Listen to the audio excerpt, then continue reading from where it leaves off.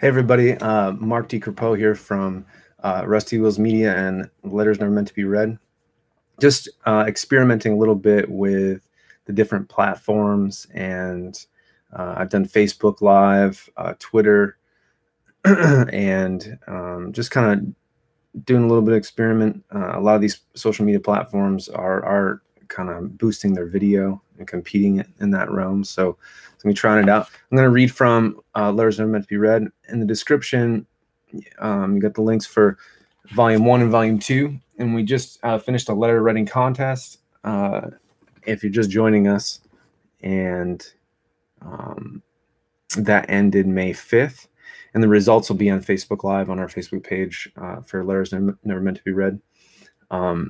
And also in the description is an update of that contest. Received over 150 letters, 180 something. And for Volume 3/4, we're going to see how many we can fit. So these books are about to get a lot thicker. This is Volume 1. It's got a handful of authors. Volume 2, about 20 authors, and Volume 3 is going to have over 100. So a lot is happening, and just trying to put the best foot going forward, and experimenting with different platforms for live streaming. So if you're just joining us, I'm gonna read from. I'll read a couple letters and try it out, see how many views I get and stuff. I have a much bigger presence on Twitter at Mark D, MARCD Crepeau, CREPEAUX, on the Facebook page, Mark D. Crepeau, and then the Letters Never Meant to Be Read Facebook page, and those can be found from my website or just searching. But there's a link on the bottom for for the letters update, which is on my blog. I do encourage anybody to send in letters June 1st. I'm going to say this for if your name is on these first two, okay? And I know how you are. You're gonna wait till the last minute. June 1st is the absolute last date for submissions. What we do is a royalty platform, a royalty program for 3 or more letters that make it in the publication. That's what we're doing now. And want to get you a free copy of the book, 1 or 2 letters during regular submission time. You can check back with us. We're going to have more of these letter contests. Really, really good turnout. I was pleasantly surprised by the showing. But I had the studio set up. I just went Facebook Live with my Good Dog t-shirt from Chattanooga, Tennessee, and that I took from my brother left at my place. I got my lights set up and everything, so I wanted to at least try and see what the YouTube was going to be all about. I haven't been on YouTube Live yet, so we're going to check it out. But without further ado, I'm going to read from Letters Never Meant to Be Read, Volume 1. I'm going to read one from Brandon Lawrence, who had letters in both Volume 1 and Volume 2. This is a serious letter. If I get more people in here now, I might read a few funny ones or whatever. But I wanted to see how YouTube Live compared to Facebook Live, compared to Twitter or Instagram. So trying to find the best platform. But I'm going to read this. To the shadow. Even in the darkest, blackest of nights, I see you there. You're darker than anything around you. Are you there? And if so, what are you? Who are you? Are you a symbol? Are you my past? Are you a demon, a monster? Or are you my dad? I hear you whispering to me. What is it you're saying? Is it hate? Is it rage? All in my name? Because I feel like I know you. In fact, I am certain of it. Your lack of a face is one I recognize all too well. You are him, the monster I escaped, and the thing I fought for so long, the very thing I refused to become, the thing I left back there, back where you belong, or so I thought. But yet here you are, every time I turn around, every time I'm having a bad day, every time I have a sip of alcohol, here you are. You verbally assault me again and again, just like you had for almost 15 years, hitting me, hurting me, breaking me down, for love, for lesson, for strength, for nothing. All the reasons I've been told in the past, but finally I truly have escaped you. I've escaped your words, beratings, beatings, and hate. For a long time, I took the very words you told me as absolute truth. I believed that you were right. I was nothing. I was weak. I was always wrong. I was broken, undesired, undeserving. I was worthless, a mistake. I was meaningless. A repeated list that never ends, ever expanding, ever changing. And although I had gone so long fighting you with the only weapons I had ever known, my hands, my mind, my words, my hate, and my rage, I realized something so incredible, almost breathtaking. It isn't forgiveness, for that is something that will only come once it is too late. But the greatest weapon I have unknowingly owned this whole time is that of thanks. Thank you for all the terrible things you have said and done. Because of you, I have learned the most valuable lesson of all. I have learned gratefulness for love. Although you have never showed it to me, or if you had, it was in your own sadistic ways.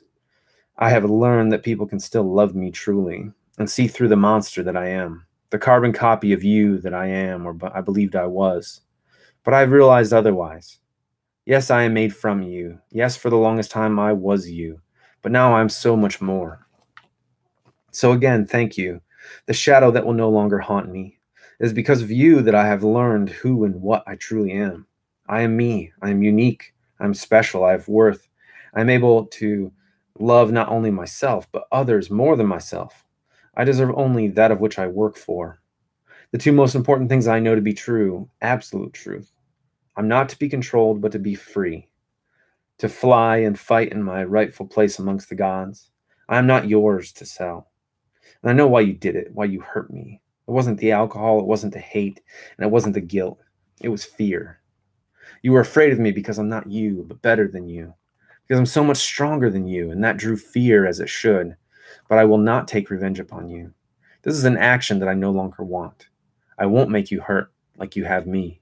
Instead, I will prove that I'm better. I will show you that I'm better simply by being more of a man than you have ever been, by loving, cherishing, holding, supporting, and caring. I will have a family of my own when I am ready.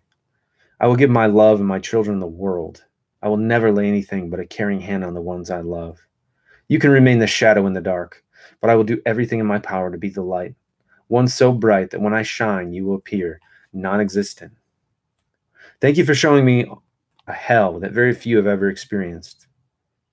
It is because of you that I will be able to settle for nothing less than heaven on earth. Brandon. And that was from Brandon Lawrence from Letters Never Meant to Be Read, Volume 1. Link is below. And let's see. I'm gonna read a funny one from Megan Rynn from Letters Volume 1. It's short. Girl with the red dreadlocks. You bother me. We all get it. You are skinny and have a nice body. Congratulations. Now please stop wearing backless shirts and lace. Everything. I don't want to see your ass crack. I don't want to see parts of your nipples all the damn time, and I don't want to see your perfect flat stomach. Do you actually get any attention from wearing all the non-existent fabric you own? As far as I can tell, everyone down at the corner ignores you 85% of the time, unless you're prancing around and shaking your ass to get a free cigarette. Charming. You're stealing my mojo. I'm supposed to be the pretty girl down at the corner. I'm supposed to be the girl that turns the guys' heads with my charming good looks and knowledge about video games, Lord of the Rings, and other miscellaneous geeky things. So go away. You're making me look bad, bitch. I guess the good news is that I don't do drugs, and I also find the time to brush my hair. Love, Megan. It's pretty funny. Full of a lot of fire there from Megan Rynn.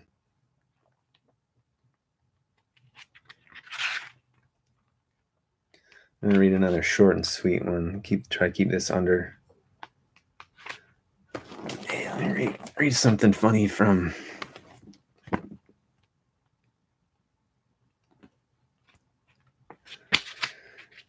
I'm going to read from Letters Volume 2. It's also available in the link. A lot more authors on Volume 2, but again, Volume 3 and 4 are going to be huge. Okay, like I know we've had some reviews say, I wanted more, okay, on Amazon, and now I can give it to them. Now, rest assured, you're about to have a whole bunch of secrets. I am going to read from Volume 2.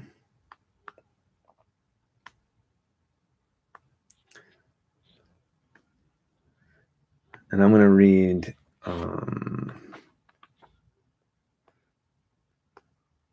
Dear Japan. It's always a good one.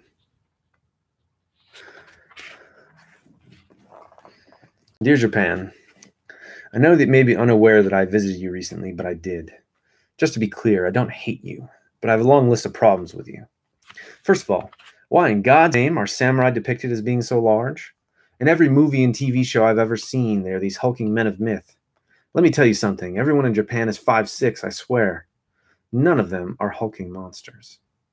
If they wanted to create a giant samurai, they would have to link arms and do it in the style of Voltron. If anyone felt like a samurai, it was me. Everywhere I went, things were narrow. The aisles in the grocery store? Narrow. The sidewalks? Narrow. The hallways to my hotel room? Surprisingly large, actually. The point is, can the ceilings be higher? Everything is built like a shoebox. I felt claustrophobic the entire time I was in your space. There was a specific time inside of a woodcarver shop where I just lost my place. That's what happens when you go live, but I don't care. It's better than editing video. Aha. There was a specific time inside of a woodcarver shop where I had to bow just to get into the doorway. Then once inside, I had to calculate my every movement. I felt like a bull in a china closet. And I was afraid that if I broke anything in the shop, it would turn out that the woodcarver was secretly the Emperor of Japan. What I meant by that is that everyone was so polite. I never felt unwelcomed. But if someone came into my store and they were giant and they started knocking everything over, I wouldn't be very happy. As an American, I'm never 100% nice to strangers anyway. So I'd end up asking the gentleman to be careful, or I would roll my eyes and say something to the effect of, just another day at the grindstone. But this woodcarver, he was regal and well-dressed and nicer than most Americans would treat me in a similar situation. Everyone held themselves with such pride. Any of them could have been royalty. Anyone who didn't seem like royalty had hair like an anime supervillain. I don't want to mess with that either. Someone was neither of those things. They were a child or a tourist. There was a point while I was on the train that I realized that of the 50 people I could see, I was the only one wearing a t-shirt, a Captain America t-shirt. Everyone else was wearing a suit, a skirt, or a blouse. They were all impeccably dressed. But even though I was so out of place, like an oversized middle finger on an otherwise small hand, no one treated me that way. My wife seems to think that people thought I was cute. Good job, Japan. You keep a high standard, and I can respect that. Secondly, there's too much food in your domain. I went down one street and there were 50 restaurants. That is 100 restaurants on a single block, sometimes stacked 5 stories high like pancakes. Strangely, none of those places look to sell pancakes. 100 restaurants when broken down is like a month of eating out for every meal plus snacks. All on one street. How are they all in business? Can I just get my normal 3 choices? Hamburgers, tacos, Sonic? Regardless, I had a good time, and I wouldn't mind coming to see you again. Thanks for keeping me safe from Nigerian drug lords and safely away from maid cafes. Sincerely yours, A.M. Houchel. Again, that's from Letters Never Meant to Be Read, Volume 2. You can check that out in the link below. I'm going to make these a little bit shorter, so I got a lot of good ideas with video going forward. So if you like this, let me know. I have 3 channels right now. Nightly Entrepreneur with Joe Studios. If you need a website, Joe Studios is where you go. JoeStudios.net. But we have a partnership with a little blog and a show, Nightly Entrepreneur. And my wife and I have one East Meets West Adventures that's like homesteading. And so we've been kind of dabbling with video. And I'm trying out the new platforms. I really like the idea of going live. Here, let me fix my crooked book in the background. I really like the idea of going live. And it makes less editing. I don't mind reading live. I don't mind making a few mistakes or whatever. I don't mind sipping my Pellegrino for everybody to see. It's got blood on it because I had a fight with a rooster earlier and cut my hand, so that was fun. So thanks a lot for tuning in. Actually, I saw one person tune in during this. I did this on a Saturday night, so I'm just kind of trying out different times. Send your letters by June 1st for Letters Volume 3 /4, and happy writing and happy reading. Check out the links below and send me some of your comments as we kind kind of decide as I push forward with lettersandbooks.com that's coming out soon, and I decide which platform to be my main platform for live streaming on, because I'm going to do it all the time probably. So, all right, have a good night, everybody. Thank you for helping us with this experiment.